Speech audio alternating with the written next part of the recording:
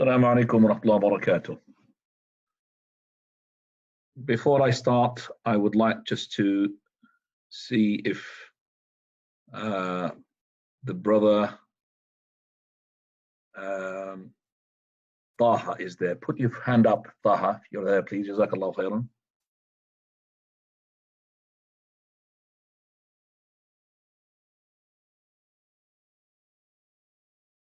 Is Taha there?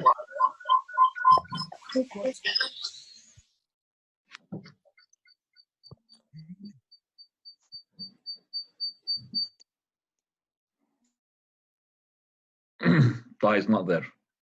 Fine, khair, inshallah.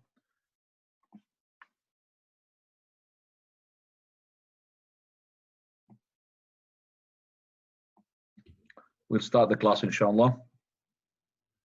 Alhamdulillahi Rabbil Alameen, wassalatu wassalamu ala ashrafil mursaleen, wa ala alihi wa sahbihi ajma'een, wa ala man tabi'a hudahum ila yawmiddin. Indeed, all praise is due to Allah. We praise Him, seek His aid and ask His forgiveness. We seek refuge in Allah from the evils of ourselves, from the evils of actions. Whosoever Allah guides, none can lead astray, and whomsoever Allah leads astray, none can guide. I bear witness that there is none worthy of worship except for Allah alone, having no partner, and I bear witness that Muhammad is his slave and his messenger. To proceed, very the best of talks, beyond any doubt, is the book of Allah, and the best of guidance is the guidance of his messenger Muhammad, may peace and blessings be upon him.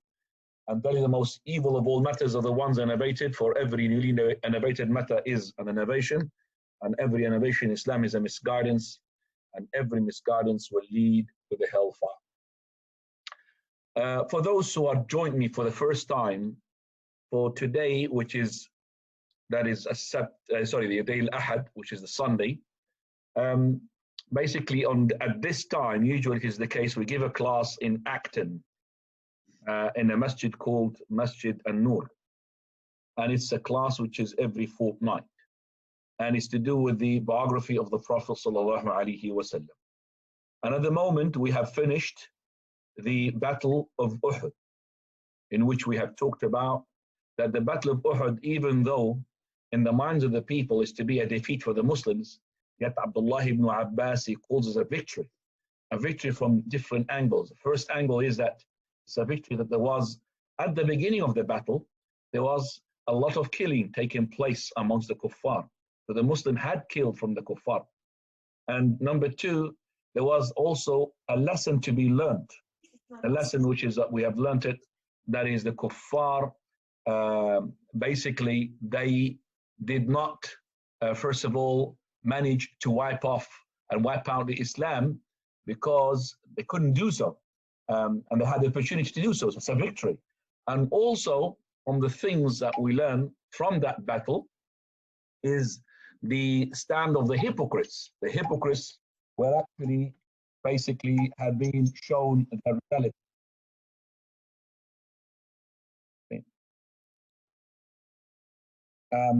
So the hypocrites were exposed at that time.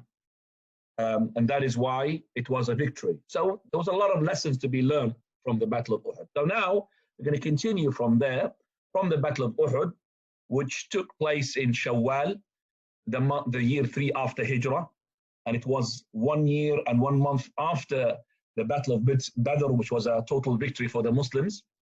So we're coming now only few months after, about 5 to 6 months after. So after Shawwal, there was Dhul Qa'dah, and then Dhul Hijjah, then Muharram, then Safar. It's only 4 months.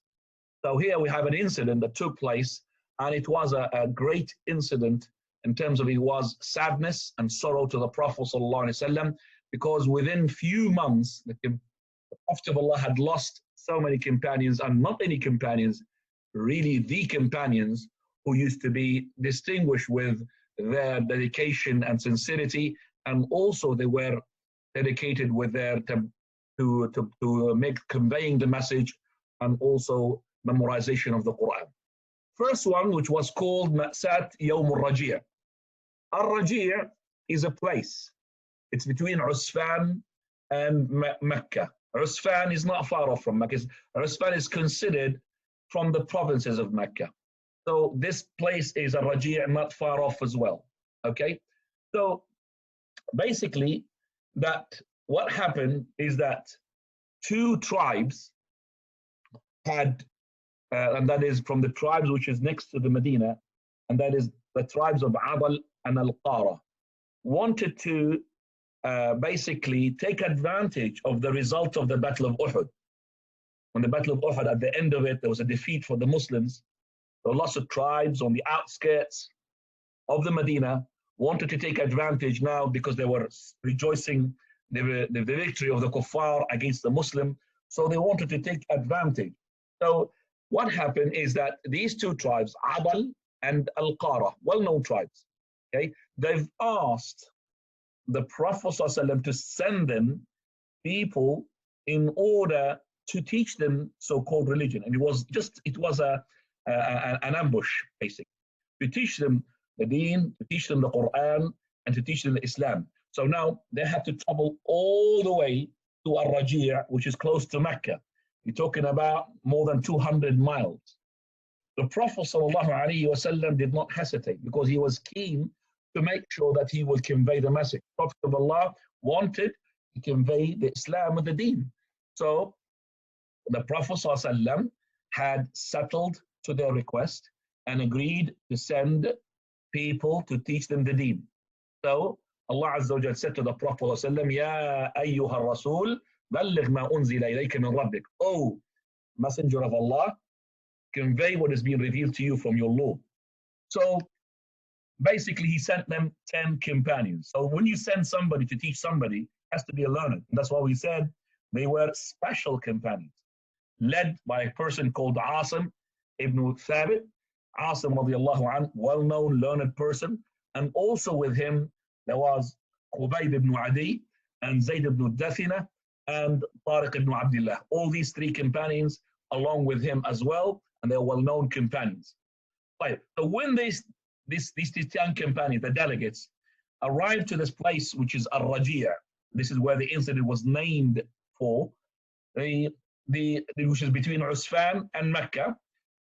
Straight away, the tribe who were there from Banu Lihyan, they are from Hudayl, this is the tribe. There were 200 of them, straight away surrounded them, and that is why the delegates, the 10 companions, they resorted to a mountain, an uphill, so they just go to protect themselves.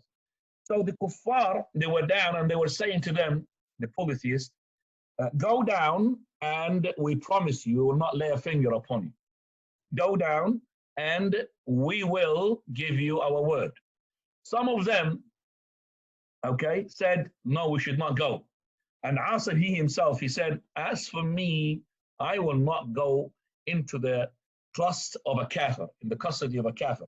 So he says, oh Lord, so he's making dua to Allah Azza wa Jal, tell our Prophet on our behalf what is happening to us. And the Prophet ﷺ was told instantly. But he can't send support. As I said, you're talking about 200 miles away from the Medina. And also Asim, he made a supplication. He said, oh Lord, protect today I'm protecting your religion. Oh Lord, protect my flesh. Today, oh Lord, I'm protecting your religion. So Lord, protect my flesh. So they fought with them, the 10 against the 200. And they managed to kill the leader, Asim, radiallahu anh, amongst as well another 7. So we're left with 3. So 7, amongst them as well, Asim ibn Thabit. And the ones who are left, the ones I just said before, Khubayb ibn Adi, Zayd ibn Dathina, and Abdullah ibn Tariq. Those are the 3 companions who were left. Now, when Asim was killed, the wife or a woman whom she's from the polytheist, she asked for the head of Asim. Why? Because Asim had killed her 2 sons in the Battle of Badr. Because he killed her 2 sons in the Battle of Uhud, not Badr, the Battle of Uhud, she wanted to get revenge by taking the head of Asim and using it as a pot to put wine into it. That's mutilation. That's after his death, mutilation. So Allah subhanahu wa ta'ala sent wasps and bees and all these things that will sting you straight away as soon as you get close to them. Hornets as well. Okay, all of them, they came and they protected the flesh and the body of Asim like a cloud on top of him. Subhanallah. Allah Azza wa Jalla fulfilled his supplication when he said, "Oh Lord, I am protecting your religion today, so protect my flesh." Umar al-Khattab radiallahu anhu, when he had heard what happened to Asim bin Thabit, he said, Allah Azza wa Jal preserves the believer when he is dead, just like he preserves him when he's alive. Allah the Almighty subhanahu wa ta'ala, he looks after the believer, not just while he's alive, also after his death. Now, as I said, who's left now? Khubayb ibn Adi and also Abdullah ibn Tariq and Zayd ibn Dathina. Now, the kuffar told him, you're left now 3. So go down and we're not going to touch you. So they decided to go down. As soon as they got hold of them, they put the ties in their hands. So they betrayed, basically. They said, we're going to lay a finger upon you, but they tied their hands and they started to drag them. And that is how Abdullah ibn Tariq, he said, this is the first sign of treachery, a betrayal. So they wanted to push him along. He basically disagreed. And he wanted to push him, and he doesn't want to go with them. So they killed him. So we left now with 2. And that is Khubayb ibn Adi and Zayd ibn Dathina radiyallahu anhuma. As for Khubayb, he was purchased by a tribe called Banu al-Harith. Those Banu al-Harith, Ibn Amir, they purchased him in order to kill him. Why? Because this person, Khubayb, had killed al-Harith ibn Amir at the time in the Battle of Badr this time. Because of that, the family of al-Harith ibn Amir purchased him, because they sold him as slaves. They purchased him in order to kill him. And as for the other one, which is Zayd ibn Dathina, radiallahu anhu, also he was purchased by other tribe in order to kill him as a revenge for what happened in the Battle of Badr. Now, Khubayb radiallahu anhu, when he was purchased, he became a prisoner of war, like basically being prisoner until he's going to be killed. So on the following day, they said, we're going to kill you. So the day before that, before the death, he had asked to borrow a razor in order to shave his pubic hair. Look how keen he was to implement the sunnah, which is stemmed from the points that corresponds for the nature of mankind, the fitrah. Then one of them is to make sure that you are clean from the pubic area. So he wanted to make sure that he's clean when he meets the Lord subhanahu wa ta'ala. So he was given the razor, the blade, okay?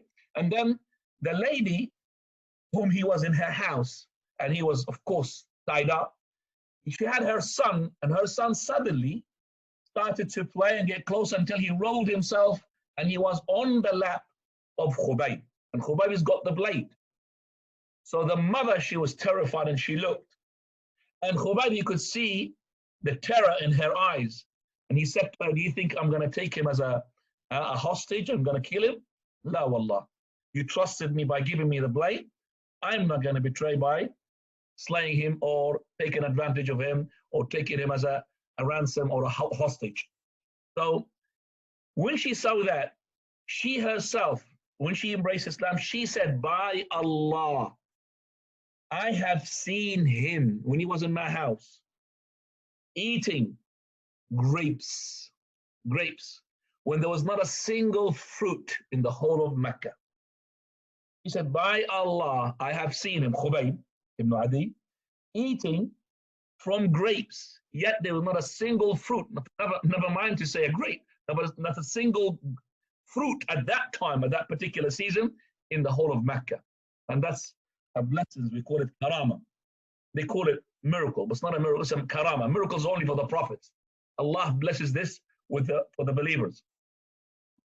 So anyway, when they wanted to kill him the following day, they took him outside the haram, even though they are kuffar and polytheists, by the respect, that this area, which is called the sanctuary area, al-haram, which is about maybe 13 miles on each side, sometimes 5-6 miles. Okay, there are some points indicate where the sanctuary area, we have 2 sanctuary areas, which is Mecca and Medina. in those sanctuary areas, we're not allowed to kill unless we're defending ourselves. We're not allowed to unleash an offensive attack. We're not allowed to bear arms in it. We're not allowed to frighten the game. We're not allowed to hunt. We're not allowed to cut from the trees except for the grass. We're not allowed to have if we find something, we call it the lucky find.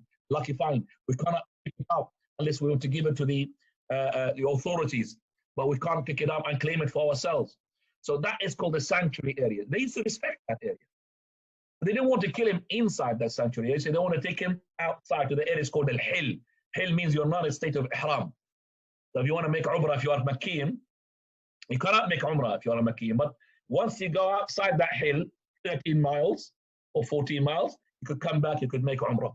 The places which indicate the Hil is the following places, which is Arafat, Al-Nakhla, Abah Libin, Al-Ju'irrana, okay? Those are and Al-Hudaybiyah, 5 places, indicating the Haram. Anyway, so they took him outside the Haram. If some of you gone to the Mecca there, they know Masjid Aisha, the Masjid al-Tan'im. That's as well, al-Tan'im, that Masjid Aisha is one of the points of the Haram, which is the borders of the Haram. They took him outside in order to kill him. Radiallahu anhu marda. Now, when he was about to be killed, he said to them, let me please pray 2 rak'ah. And he was the first person to make this sunnah, which is to pray 2 rak'ah before to be killed. Now, he prayed the 2 rak'ah. When he's finished, he said, by Allah, had it been that you think that I'm scared of death, I would have asked to pray again and again. But maybe you will think that, oh, he's delaying his death. That's why he's asking for the prayer. So go ahead with it. And then he said the following supplication. Allahumma ahsihim adada. O Lord, which is a supplication of the Prophet against the enemies of Allah subhanahu wa ta'ala. Allahumma ahsihim adada. What does that mean? O Lord, count them, these kuffar, and perish them, kill them. Allahumma ahsihim adada. O Lord, show me your revenge in these people, one by one. Now this is what happened, and then he was killed. Radiallahu anhu wa arda. That's the story of Khubayb. As for Zayd, as I said, he's been purchased by another family. It's actually the one who purchased him was Safwan ibn Umayyah. And he purchased him because he wanted to kill him as a revenge for his father, Umayyah ibn Khalaf. Umayyah ibn Khalaf, if you remember in the Battle of Badr, when he was killed, he was a big guy. And when they wanted to throw him into the Halib well, they had to take him and drag him. And because he was being stabbed and so much, his arms came off, his leg came off. He was basically, it was not mutilation, but basically it was, too much of him. And then they threw him in the well. That's Umayyah ibn Khalaf, and he was a war criminal. And he used to torture the Muslims. Umayyah ibn Khalaf is being killed by Bilal ibn Rabah radiallahu anhu warda. Right, now when Ibn Dathina was taken outside again this area of a sanctuary in order to be killed, the people of Quraysh, including Abu Sufyan radiallahu anhu before he embraced Islam. Okay, so Abu Sufyan radiallahu anhu warda, he was asking him, remember, when he was a kafir, he was not a Muslim yet, he was asking him, Ya Zayd, unshiduka billah, I beseech you by Allah, don't you like at the moment that Muhammad is in your place while he's going to be having his head to be cut off, while you are amongst your family, nothing is harming you? I mean, don't you wish now that Muhammad is instead of you now, Muhammad is the Prophet ﷺ, to be killed, and you are amongst your family, nothing happening to you, no harm? So he said, Zayd, he said, Wallahi, by Allah, I would not like for the Prophet Muhammad ﷺ to be in his own place there amongst his family, to be pricked by a thorn while I'm in my family. Not just to be brought here, but even when he's there, to be picked by a thorn. I would not like that. Abu Sufyan, he was so amazed, and he said, I've never seen anyone would love anyone as much as the companions of Muhammad love Muhammad sallallahu alayhi wa alihi wa sallam. And then he was killed, radiyallahu anhu wa arda. We've got now 10 great companions were killed. And remember, we had 70 were killed in the Battle of Uhud. and that's in the month of Shawwal. So you've got now Shawwal, Dhul Qa'dah, and Dhul Hijjah, and Muharram, okay, and then Safar, 4.5 months. Okay, they had 70 were killed in the Battle of Uhud. Now another 10 to be added. It makes it 80. Well, still the number is not there yet. We have another even greater incident that took place, which was bringing grief and sorrow to the Prophet ﷺ so much. And that is the other one, which is Ma'satu Bi'ri Ma'una. This is the well of Ma'una. Now, as I said, because of the Battle of Uhud result, lots of tribes are taking advantage and they want to invest in this defeat of the Muslims to take advantage of it. We have tribes from Ri'l, wa Dhakwan, wa Usayya, and Banu Lihyan. Again, Banu Lihyan is the one where betrayed the ones who are the 10, if you remember, in Al-Rajiyah, and they surrounded them in 200 fighters.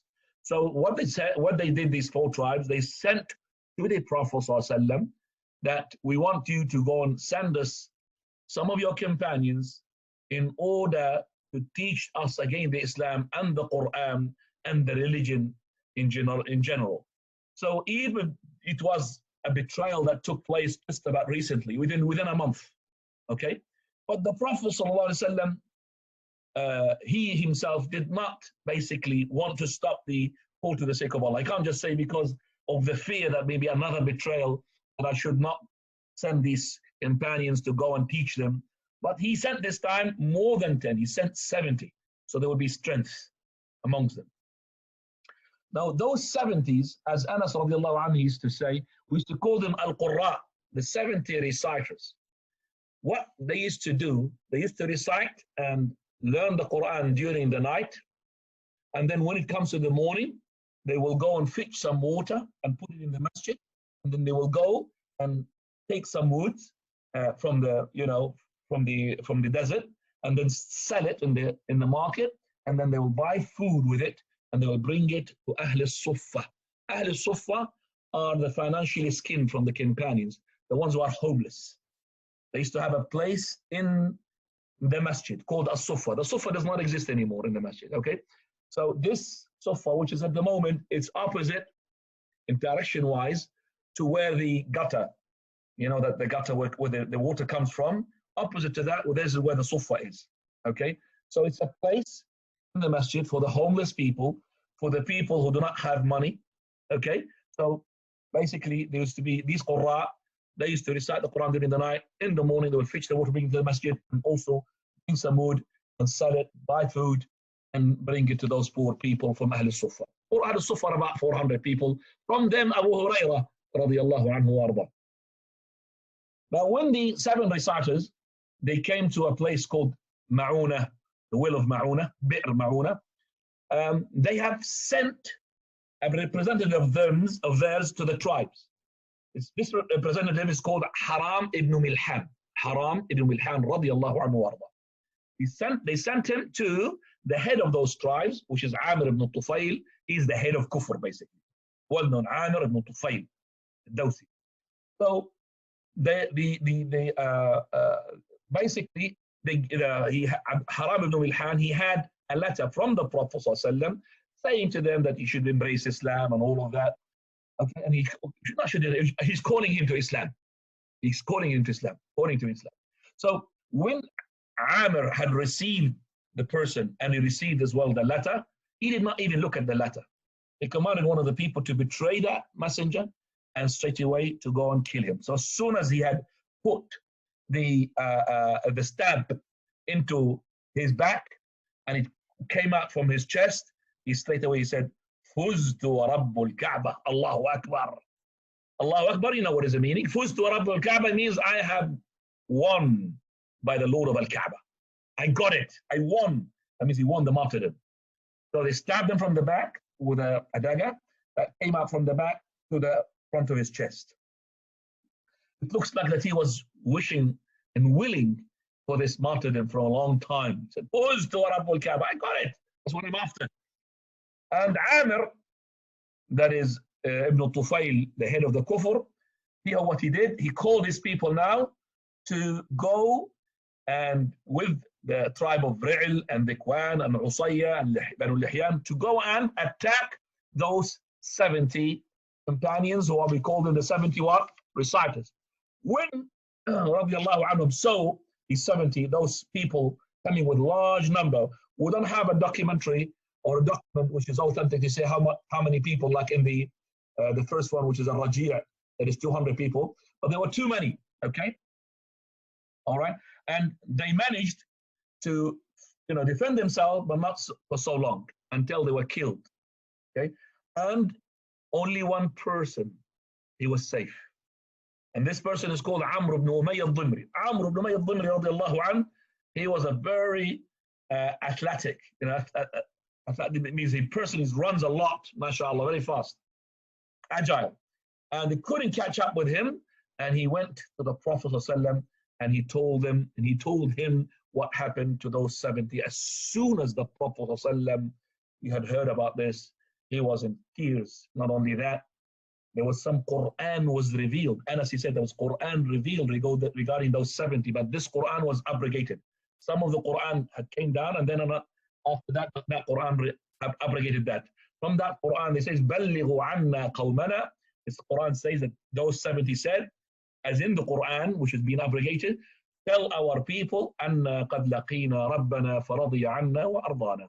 That we have met our Lord, and we are happy, and He had satisfied us. This was some verses which were abrogated. They don't exist anymore now. Like we had verses before regarding, for example, the person who is committing adultery.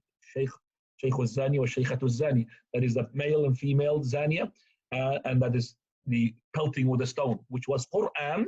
The abrogation of the verses was taking place. The verses are not there, but still the rule is still there, holding. So the Prophet ﷺ, as I said, he was in such grief and sorrow regarding those 70 who were killed.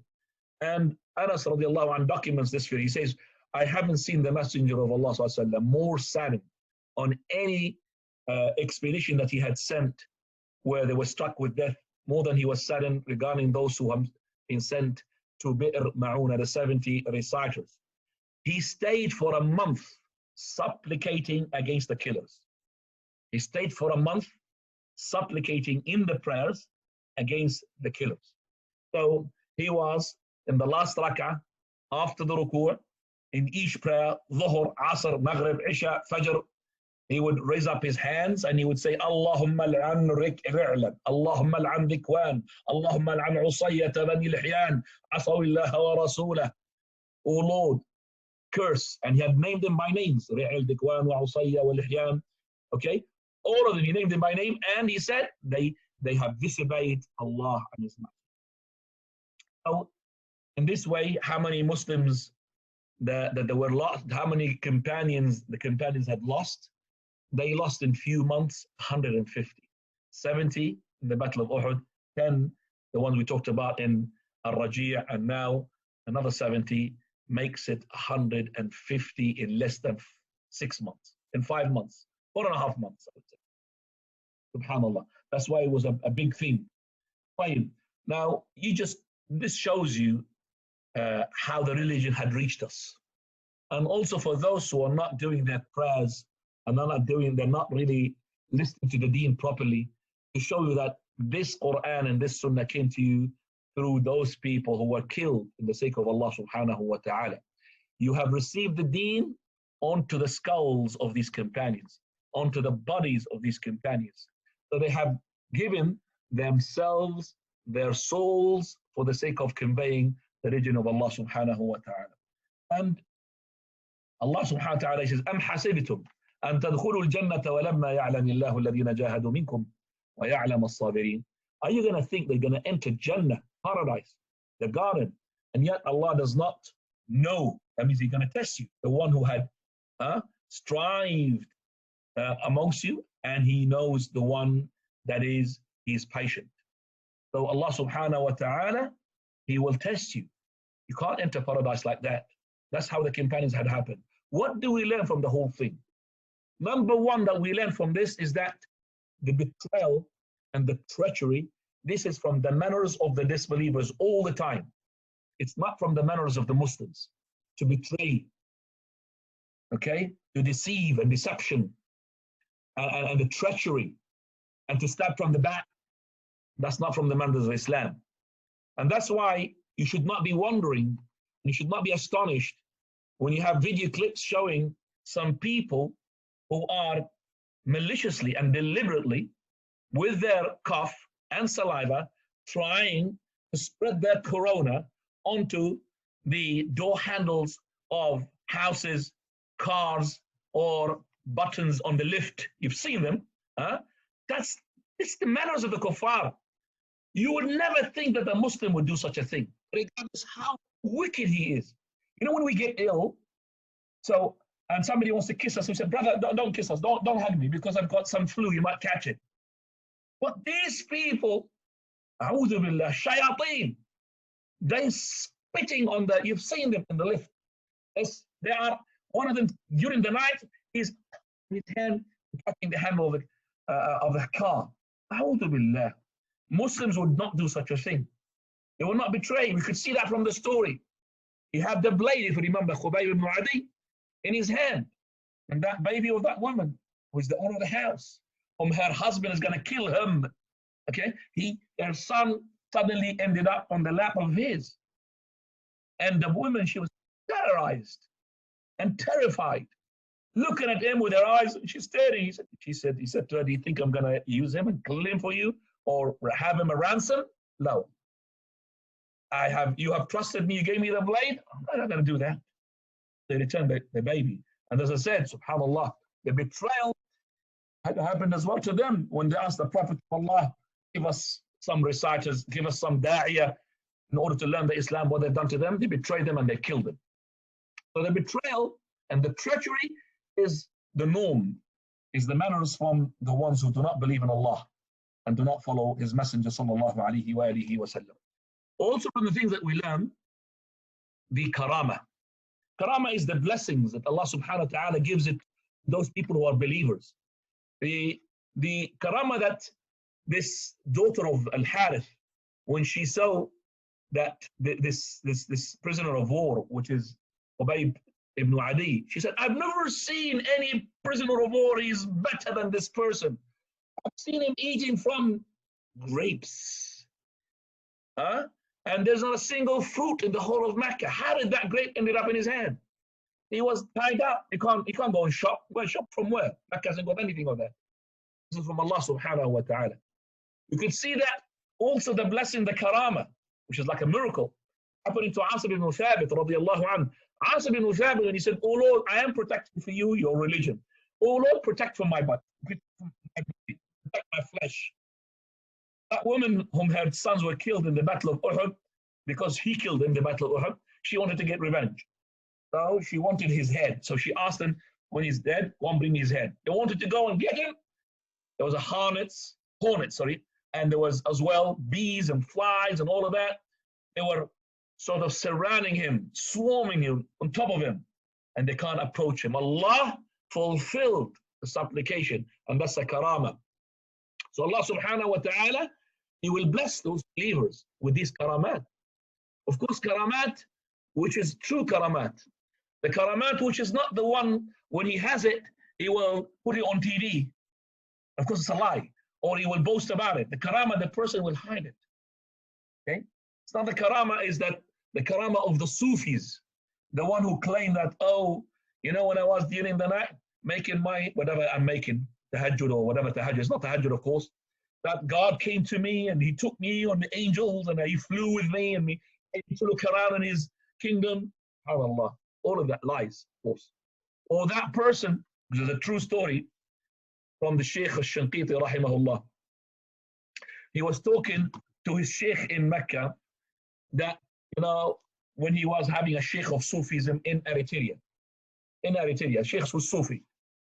So they used to learn from him, when it comes to the time of the prayer in Eritrea, the Shaykh would stay in his place and there will be 4 people with a cloth, big cloth. They'll bring it and they'll put it on top of the Shaykh. Whereas the students, they have to go to the masjid and offer the prayer, as he is going to stay there because he's a Shaykh. What does he say and claim?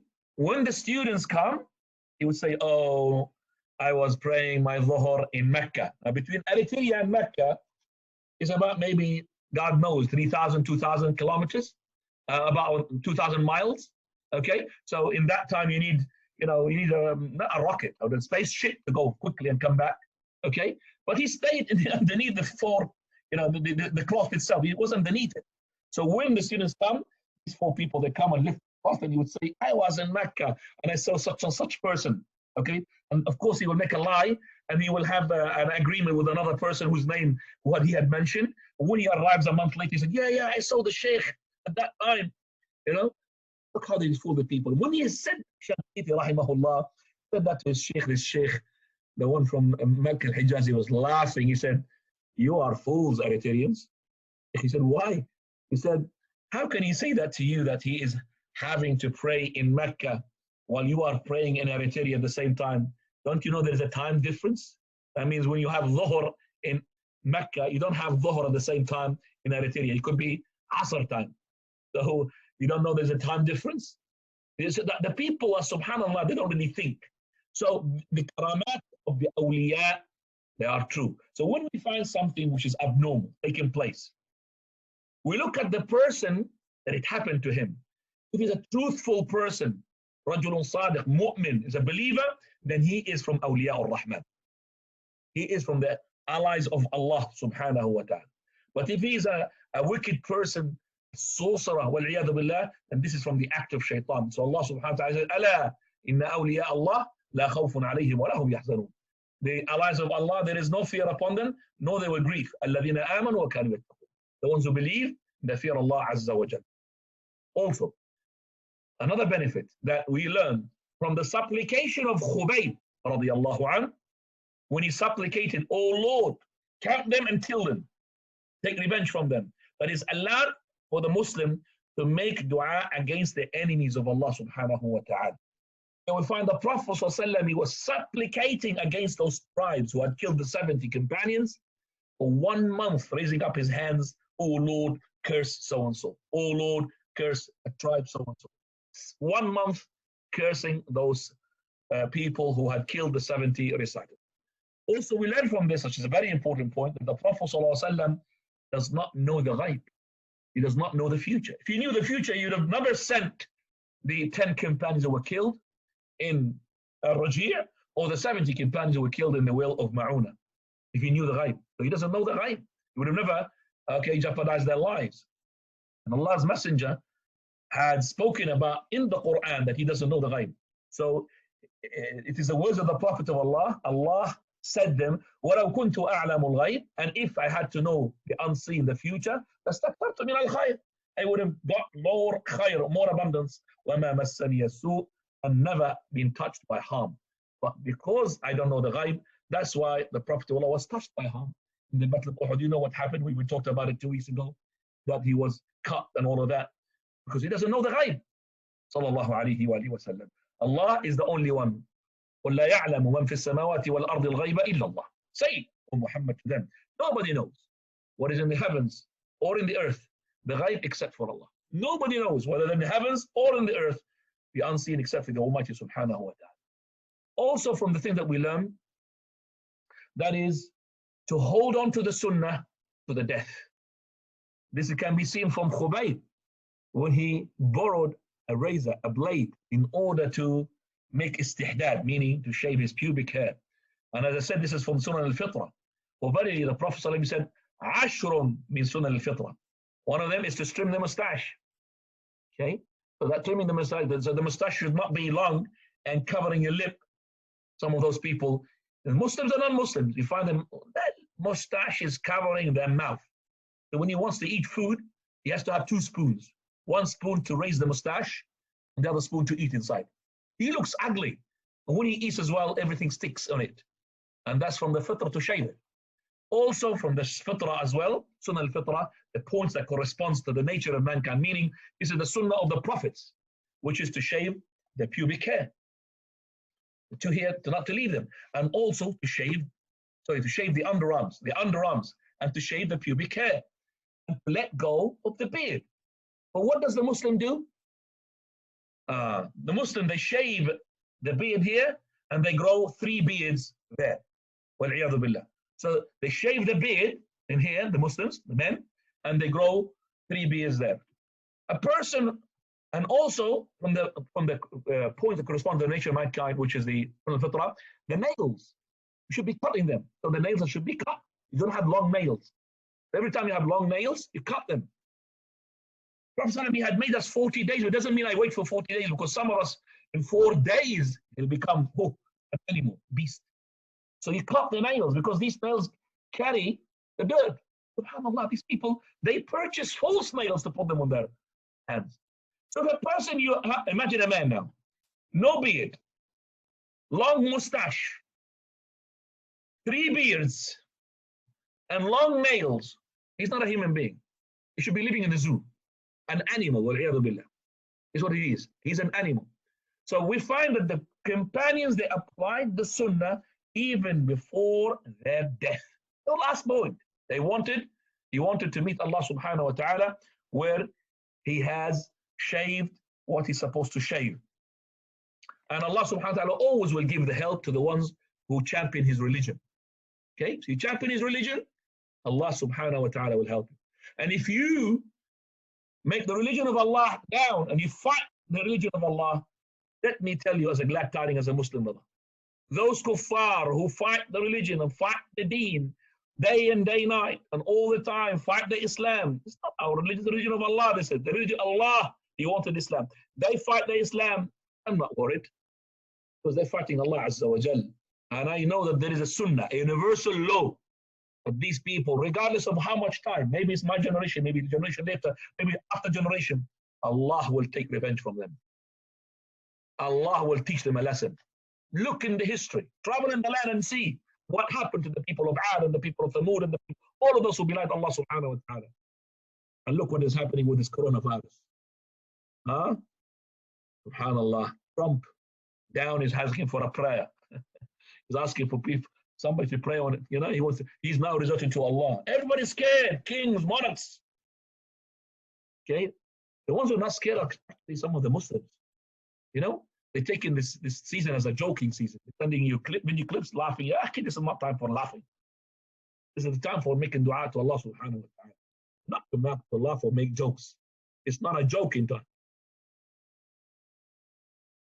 So this is basically the incident of the Al-Raji' and also the incident of Bi'r Ma'una. And we stop here, inshallah.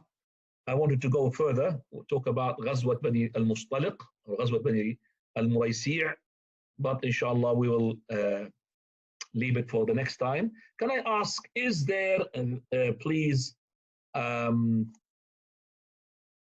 is there Taha there? Can you just put your hands up or speak up, put your microphone on? I'm allowing you.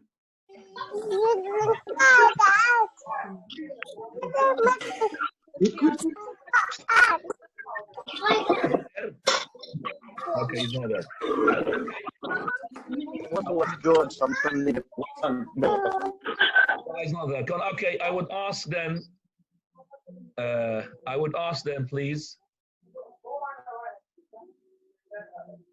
Can you just mute me on microphone? One of them is not. I'm trying to mute everyone and give you the. Please mute your microphones, please. I could mute all of you, but I will not allow you to unmute. Okay. If you don't mind, the ones who did not mute their microphones, please mute it. Otherwise, I had to mute it without you allowed to unmute it. You understand me? Jazakallah khairan. Right. I want now for you to ask the questions. What you need to do, just lift your, unmute your microphone and fire the questions. Jazakallah khairan.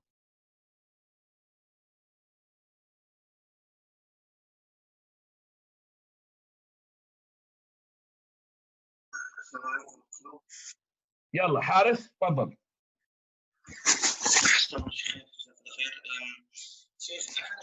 I can't hear you, by the way. Can you hear me now? No, it's too far. It's too far. Huh? Can you hear me now? It's gonna better, yes. Okay. Sheikh, I had a question. Before you had the question, what was that you done to make it like this? It was in my headphones, Sheikh. Connected my headphones. Headphones are not really good. Go ahead. Yes. Sheikh, the first question was off topic. Is that okay? No, I'm going to stop it. You want anything to do with the seerah, the biography of the Prophet? Anybody? Okay, go ahead, Harith.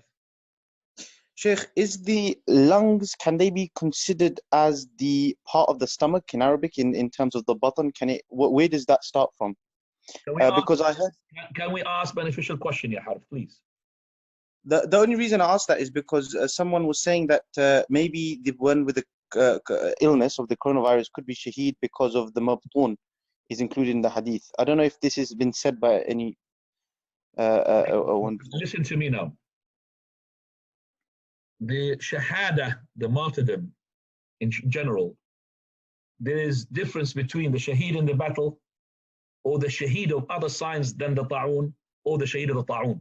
The ta'un, okay, is, you could say, shahada in between the normal shahada and the battlefield. The person who is shaheed in the ta'un, because it does not enter the Medina. Okay? It does not enter the Medina. Okay, that's what it is. And also the ta'un, okay, we don't ask Allah subhanahu wa ta'ala to lift it because we're going to be patient with it. The ta'un, okay, it has a wounds like the shaheed. But of course, in terms of praying, we have to pray on him. Not like the shaheed. We could bury him without the one who's killed in the ma'rakah. We don't have to pray on him. You could just bury him without prayer.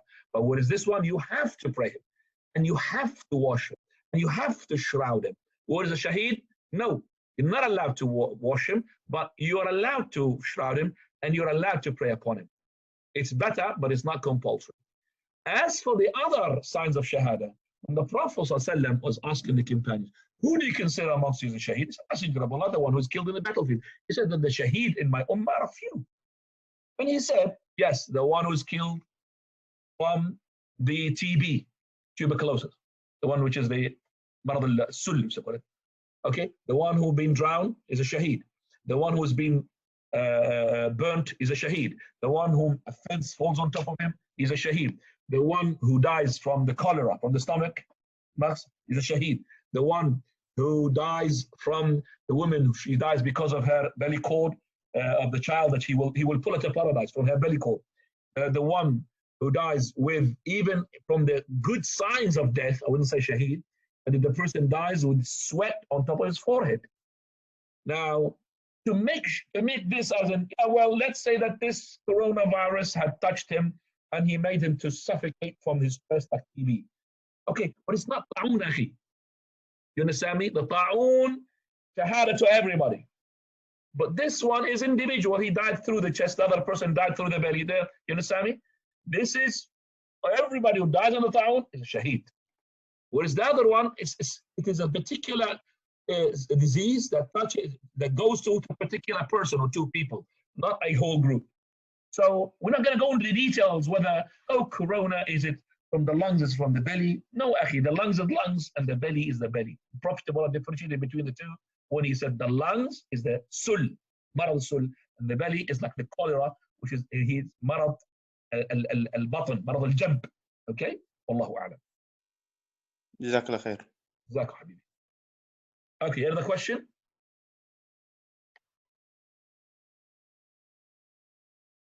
Assalamu alaikum, Sheikh. Salam barakatuh. I just wanted to ask one question off topic, if that's okay, regarding person before you. I even asked, he asked as well. With that, you just mentioned previously that we shouldn't, if this virus is ta'un, we shouldn't make dua for Allah to lift it. So obviously, within the dua that I've been making is for Allah to lift it. So should I stop making that dua, or? Oh yeah, the dua. But as I said to you yesterday, I don't know if you were in the lecture or not. I said there is a difference between the ta'un and this. We said every ta'un is a pandemic, but not every pandemic is a ta'un. Okay, The pandemic is different. And that's why our Shaykh Ibn Uthaymeen, he says regarding the ta'un, because we don't have a hadith or an athar from the companions that they have asked dua qunut against the ta'un, so we don't do it. And even Shaykh Ibn Uthaymeen, he goes further. He says that anything from Allah, you don't make dua for it. So even regarding this pandemic, but we say that everything is from Allah Azza wa Jalla.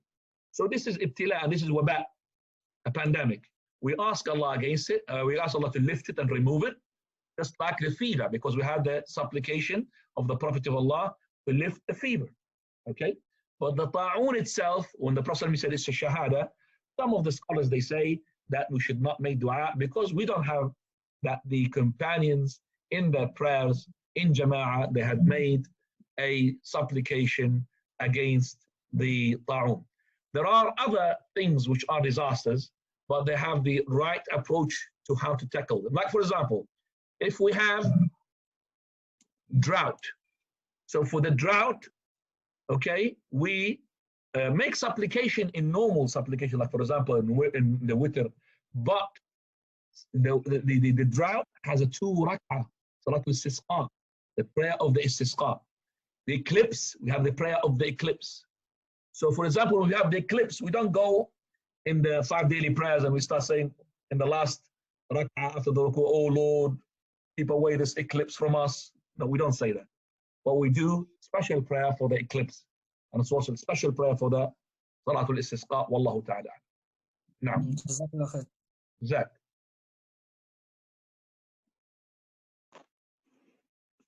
Sheikh, I had another question. Brother. Sheikh, you know, the studying that the Prophet ﷺ, he was making the qunut and he was naming the people name by name. There's also hadith that some people from Shafi madhab, they use of Anas radiallahu an, and around the qunut or the fajr. If you could elaborate on that, please, Sheikh. And the other question I had just here on the topic was, in terms of shaving the private parts and trimming the mustache, what is the best, to trim the mustache or to completely shave this? I mean, 2 questions in one. First question, we start from the second one, which is shaving the mustache. Shaving the mustache means here, and which is the Prophet ﷺ, he said, حُفُّ الشَّارِب, حَف, إنهاك الشارب, nahik, meaning it's like to really trim it. Now, how much to trim it? Is it completely shaved or not? If we look at our scholars, the one who died, Sheikh al-Albani, Sheikh Ibn Baz, Sheikh Ibn Uthaymeen, you've got some images of them. Look at their mustaches. Okay? Look at their mustaches. How do you find it? Is it completely taken off or still there, like mine? What we find from companions like Sa'd ibn Waqqas, that the trimming is that they used to bring a siwak, which is a little one, and they put it in the lip, and whatever is above that siwak, they will cut it. They bring a small siwak, they put it in the lip, and then Abdullah ibn Umar, he said that the trimming of the mustache is to show humrat al-shafa. Humra means the readiness, the redness of the lip. So we show the redness of the lip, okay? That means you've done the shaving. But to completely uproot it, okay? We don't find it in the sunnah, and the ones who does it, they are the ones to be asked, why do they do it? To completely uproot nahk and haf, it doesn't mean to take it out. And that's why I said to you, if you looked at our major scholars at the moment, I cannot tell you to go and look at Ibn Taymiyyah, because we don't have any image of Ibn Taymiyyah. But the ones like Sheikh Ibn Baz, he's still there. Sheikh al-Albani is still there, his image and his photograph, and his Sheikh Ibn Uthaymeen as well. Also Sheikh Abdul Muhsin al-Abbad is still alive. Notice I haven't mentioned Sheikh Salih al-Fawzan. طيب, the other question, what was the question, Harith? So second question? About the qunut, Sheikh, in the Fajr and the hadith of Anas. Qunut al-Fajr. Hadith Anas. Hadith Anas is Sahih al-Bukhari. But the Prophet ﷺ, he made qunut for 1 month and he stopped. And this is the qunut that we're talking about. Now, he made qunut 1 month, he doesn't say the Fajr. It doesn't say the Fajr. He made qunut. And this qunut is in the 5 daily prayers. Dhuhr, Asr, Maghrib, Isha, and Fajr. So he used to lead the prayer in the last rak'ah after ruku'. He would raise up his hands, as mentioned in the hadith, and he would start, not Allahumma hdina fi man hadayt. That's dua qunut al-witr. Qunut al-witr is different. Qunut al-witr is to be done before ruku'. Only in Ramadan and the last 15 days, you could make it after ruku'. But it's always before ruku'. As qunut al-nawazil, it's after the ruku'. And nawazil means the crisis. So this is now the Prophet of Allah, he's raising up his hands, he says, "Oh Lord, curse Ri'l, curse Lihyan, curse Usayya, Asawillaha wa Rasulah." Curse. You do not say, "Oh Lord, guide us amongst the one who going guided." Oh Lord, this is Allah Madina fi man hadayt, is for the dua al-qunut al-witr. That's number one. And number two, when we said regarding the qunut of the Shafi'iyya, the ones who make qunut, they make qunut in the Fajr, okay, not depending on this hadith. No, depending on another hadith, which is for Anas himself. And that is that the Prophet ﷺ used to make qunut in the Fajr until he died. حتى فارق الدنيا. This is the hadith that Al-Imam Shafi'i rahimahullah, he uses to make the qunut of the Fajr, which is Hadith Anas, that the Prophet of Allah used to make qunut in the Fajr prayer until he had died. And that is, we find the people who are following the Madhab al-Shafi'i in the Fajr prayer, in the second rak'ah, after ruku', they start making qunut, Allahumma hdina fi man hadayt, like this. Now, al-Shafi'i rahimahullah, he's on top of our head, he's a great scholar. But when we look at the knowledge of the scholars who came before him, or even more specific after him, we find that the Imam al-Bukhari, who came after, said that Anas said, same Anas, that the Prophet of Allah made qunut for 1 month. He did not make qunut all his life. So that number one hadith tells us that this is Sahih al-Bukhari. So the other one, where is it? The other one is in Sunan al-Tirmidhi. And this hadith is unauthentic. The unauthenticity of it, it is because it's opposing the hadith which is Sahih, because both of them are from Anas. One says he's been making qunut all his life, and the other one, he made qunut for 1 month. And if I'm not a scholar of hadith, I will know. I will take the one in Bukhari. I will leave the other one. But I will give you more as well. That other hadith is unauthentic because in it, there is Abu Ja'far al-Razi. His name is Isa ibn Mahan. Is this person, okay, he is Yarwi al-Manakir, used to narrate and convey something which is not authentic. Because of this hadith is unauthentic. So because it's unauthentic, whatever fiqh has been built upon it will be dropped. That's it. So we say to the people who follow the Madhab al-Shafi'i, Wallahi, we are Shafi'i more than you. Because if Imam al-Shafi'i was alive and he sees what we have seen and we knows what we know, he would have not say that there will be qunut in the Fajr prayer in the second rak'ah. But as I said, those people, they are, I would say, blind followers. They're not as much as blind followers as, for example, the followers of the Hanafi madhab. We find them are more fanatic the other side as well. And I have seen that the countries where the Shafi'i madhab is spreading, like in my country, Bilad al-Sham, very few masajid these days, they stick with this qunut. Very few masajid. Okay, most of the masajid, they don't do that. Alhamdulillah. But I hope that I have answered that question. Inshallah. If you have any other people want to ask a question, Jazakumullah khairan, please go ahead. There's a chat here. If somebody was willing to look at the chat, because, okay. Sorry, Sheikh. Please help. Right, I can't find any questions here. Which book do you recommend parents to teach children aged between 9 to 14 every day for 15 minutes? Example, 40 hadith by Imam al-Nawawi. No, I urge every parent to teach his children from the 9 years old Islamic studies like this called for the children. This is the series by Abu Amina Bilal Phillips, and it's from 1 to 4. Start with number 1. You could start from the age 10 or 9.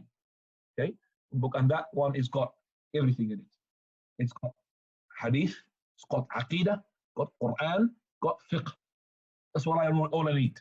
So it starts with aqidah, then after that Quran, some surah and interpretation, and then hadith, then interpretation, and then after that the fiqh of salah, fiqh al-tahara, fiqh al-wudu, and it goes all the way to book level number 4, that thick. See, that's number 2, that's number 4, and even number 4, some of those who are adult at the moment, they know a lot of things inside it. Even at the end of it, there is a chapter called inheritance. Okay, so I would urge you to learn to teach your children with that book, inshallah. Now, Jazakallah khairan, Shaykhi. Is there a preferred or virtue in terms of shaving the armpits or plucking, or it's the same? The armpits, Prophet ﷺ, he mentioned that is plucking the armpits. But that is not to say that this is a must, but the natural act is to pluck it. But some people, if they pluck it, it hurts them. It does hurt them. Okay? And also it shows as well that shaving the pubic, and of course plucking the pubic, it will hurt them. So shaving is much, much better than plucking. But in the underarms, if you pluck, and you're the ones who pluck, they noticed when they pluck, that when it comes out, it does not come out like spiky. It comes out soft. Okay? Now, the way to do it is with hot water or steam. You have a steam bath, sauna, for example. Okay? So the sauna, the hair will come very easily, come out. Okay? As for the pubic hair, I don't think any person would go so crazy and he stop plucking it. It's gonna hurt him a lot. So it will be shaving. That's the shaving there. Okay? Wallahu ta'ala. But if you can't do it, do it the way that you can.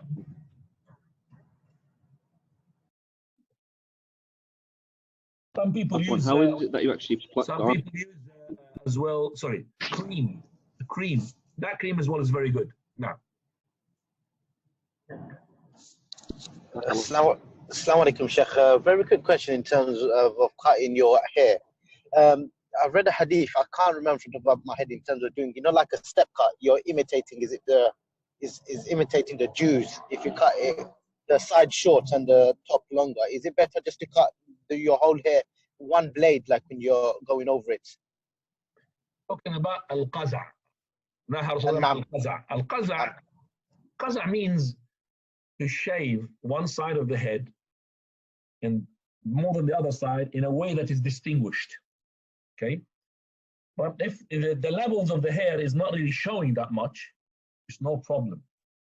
The best thing is to cut it, like you said, one blade, but no problem if the difference between the blades is not that much to be noticed. The Jews they were not allowed to imitate, okay? Otherwise, you've seen them, like they got the hair coming here, and then they got no hair here, and then here, and some hair here. That's the Jews, okay? And this is called the qaza'. But the problem is not the qaza'. When the student of knowledge answer this question, they need to think about giving the answer in full. It's nothing to do when we say that okay, it's not qaza' if you cut it with blade here, and let's say, for example, number 2 here, and then leave it number 4 there. Like some of the people, especially the youth, they've got like an umbrella, basically, okay? Like a bush on top of a head. I would say it is not to do with the qaza' here. It's to do with imitation. Imitation of the kuffar. Subhanallah.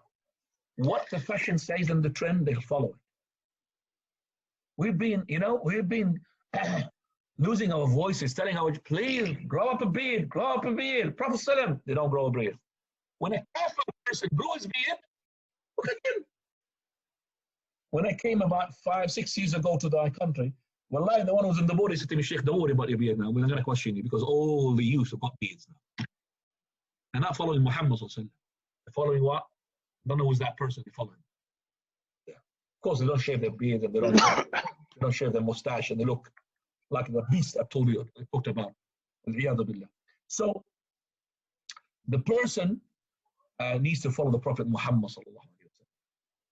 Okay, so those people who shave this trend, they are following the kuffar. And the Prophet of Allah, he had cursed the one who imitates the women, the ones who is as well imitating the kuffar, the disbelievers.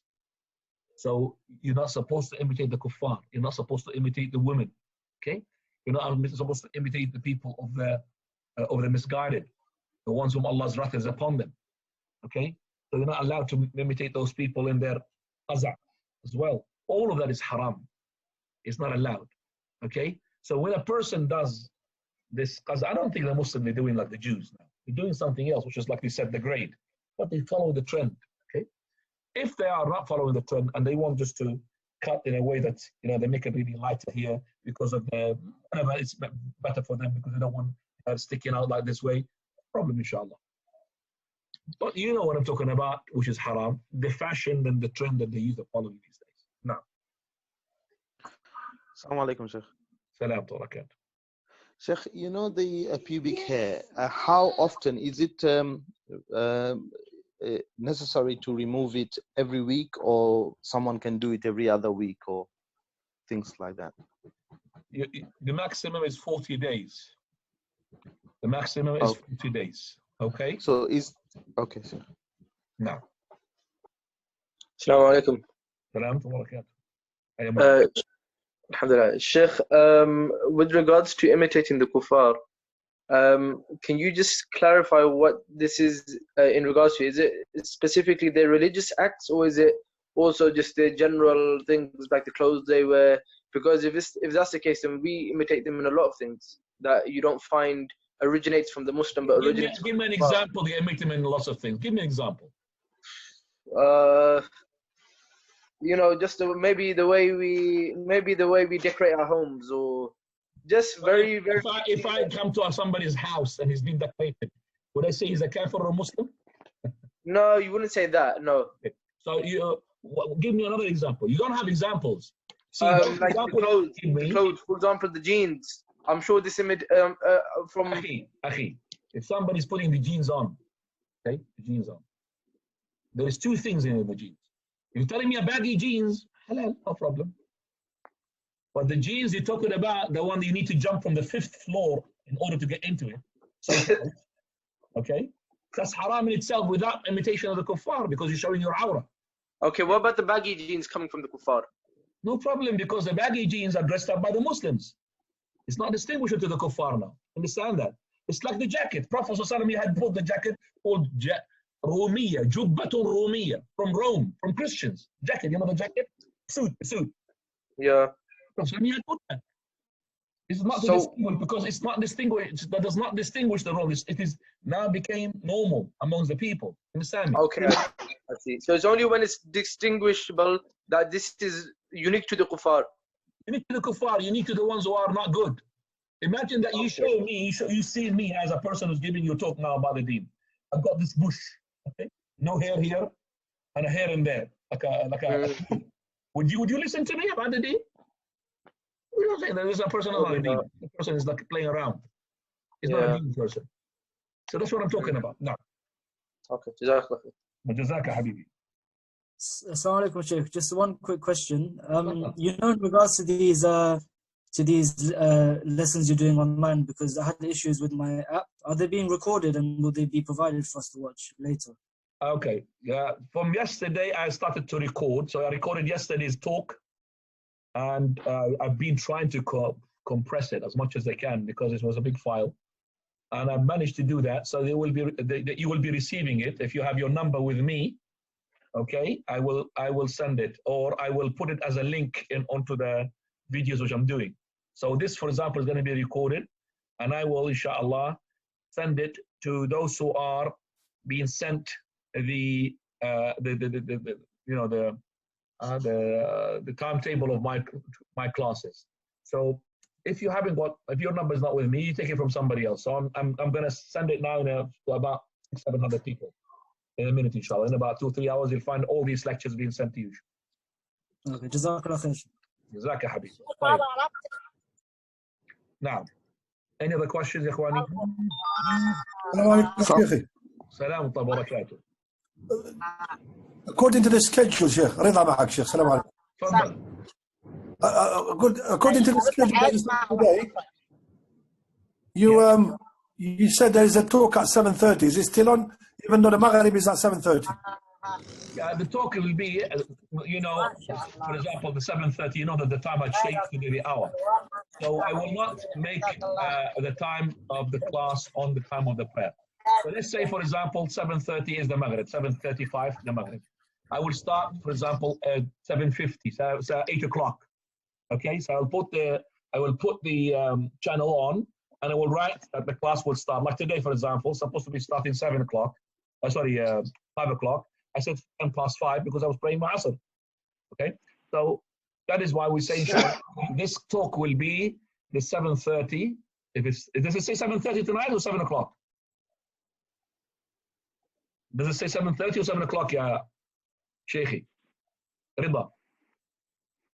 Salam alaikum, Sheikh. 7 o'clock it says. 7 o'clock. 7 o'clock it says. This doesn't say. عفوا. أعتذر. 7 o'clock. So it's going to be before Maghrib. You understand me? So we will start and we will stop after 1 hour. That is 7:45, and then we'll do the Maghrib and continue, inshallah. Barakallahu fikum, Sheikh. Any other questions, inshallah? Sheikh, assalamu alaikum. Salam wa barakatuh.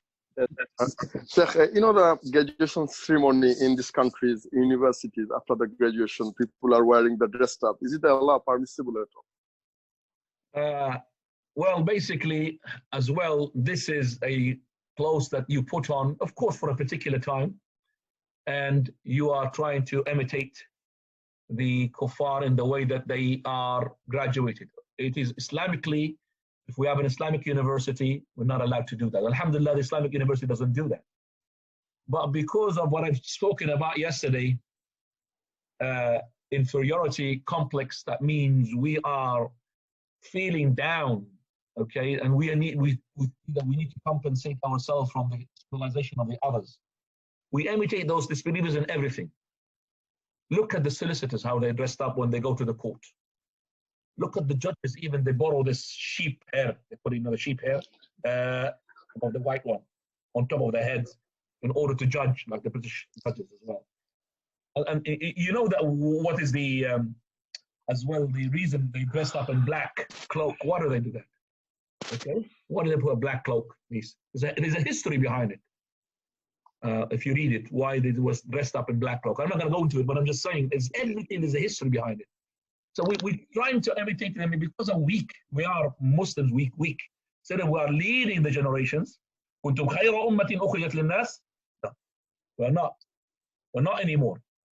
Because we are not holding to the deen which made us كنتم خير أمة أخرجت للناس. Because of this weakness, we are trying. We imitate in everything. We imitate them in everything. Wallahi, in everything. Birthdays. We do the birthdays the same thing. They in everything. Subhanallah. Even coronavirus. Okay, some of the countries that are so far from corona, but because they saw the West had done curfew or to do a curfew. There's no cases there, but they want to follow. Same thing. Allah al-Musta'an. So نسأل الله سبحانه وتعالى أن يقوي شوكة الإسلام والمسلمين. طيب. The question, the last question, we're going to finish exactly 6:30. There's a question in the chat about Jumu'ah, Sheikh. What is the proof it can be prayed in other than the masajid? What is the question? Which says what? In the chat. I can't see. Go and read it for me. What does it say? What is the proof that you can pray Salatul Jumu'ah in other than the masajid? Where is the proof that we can pray? This is, first of all, I discussed it yesterday. I discussed it yesterday. Okay? And I talked about it. And I said, verily, there is no proof to say that it should be in the masajid. The athar from Abu Hurairah radiallahu anhu, it is not in the hukm al-marfu'. That's number one. We can't say it. Number two, we know that the companions had done Jumu'ahs, for example, in Bahrain before the first masjid, which was Masjid Imra ibn Abdul Qais. And the first Jumu'ah was made, and the first Salah was in Juwatha. Qari is called Juwatha. Okay? But we know that the companions had done Jumu'ah before that masjid was built. And the Prophet of Allah, he said, مَا مِن ثَلَاثَةٍ فِي بَدْوٍ أو في غيره. There's no three people who are in Badu. Badu means like in desert. They don't make Jama'ah, Jumu'ah in one of the narrations. In this shaitan will be استحوذ عليهم, he will overcome them. So that is the three making Jama'ah and Jumu'ah in the desert. Where there's a masajid there in the desert? No. So they make Jumu'ah and Jama'ah where they are. Our Shaykh al-Albani rahimahullah, during the Jumu'ah in the Medina, he used to take the students in the morning and they go for a picnic in the mountains, okay? And the Haram, you know, Medina Haram is there. And he used to make Jumu'ah there in the mountains, where the people, they come to the Jumu'ah, and one of the students of the Shaykh, he would make and deliver the Jumu'ah. Allahu ta'ala a'lam. Subhanakallah bihamdik. Ashhadu an la ilaha illa anta astaghfiruka wa atubu ilayk. Just before I leave, I would remind one of the sisters, she had put a hijab sort of caricature there representing her. I would like, inshallah, to just point out, Jazakumullah khairan, that image should not be there, because an image which would bring fitna, and everybody's looking at that image and who's that sister, okay? So if a sister, inshallah, next time she will not put such an image like that. Jazakumullah khairan wa ahsanallahu alaykum. Subhanakallah bihamdik. Ashhadu an la ilaha illa anta astaghfiruka wa atubu ilayk. Assalamu alaikum.